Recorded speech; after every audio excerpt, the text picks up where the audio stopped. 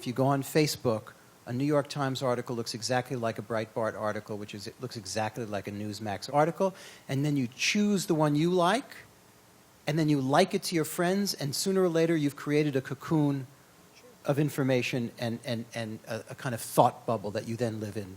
Well, how does that, considering that we have a First Amendment, you can't just scrub that away any more than you're going to scrub away, if you don't like the New York Post, you can't ban that from coming out. How do you overcome that? I think that idealistically, it's also kind of like the same sort of sectionalism of the Civil War, where people had kind of conceived of the world in a particular way, and no information you gave them was going to make them think differently of it.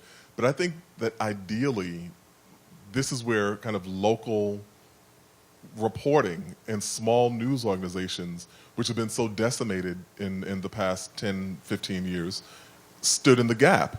Where someone might say, well, okay, I don't believe the New York Times or I don't trust the Washington Post, but I might trust my local paper because I actually see this editor at the diner where I eat, where I have breakfast.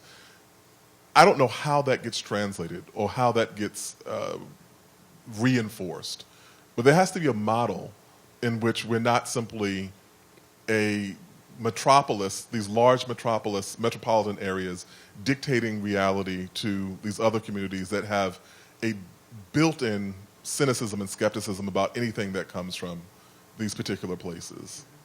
Masha, I think you were... I actually think it's a question of imagination, and this is a little complicated, but I've been thinking about this a lot. So I think that I used to think that conspiracy thinking and fake news took hold when there was not enough information. That's what we normally think, right? If there's like a huge gaping hole of explanation, then conspiracy theories are born. That's not actually true. It doesn't. That's not borne out by reality. And my current theory is that conspiracy thinking takes hold when the unimaginable happens, right? When the entire Polish government dies in a single plane crash in Russia, right? When the Prime Minister of Israel gets shot during a rally, when Donald Trump is elected president. That's when conspiracy thinking takes hold, because we can't imagine that this actually happened in our reality, and so we sort of fall back on conspiracies.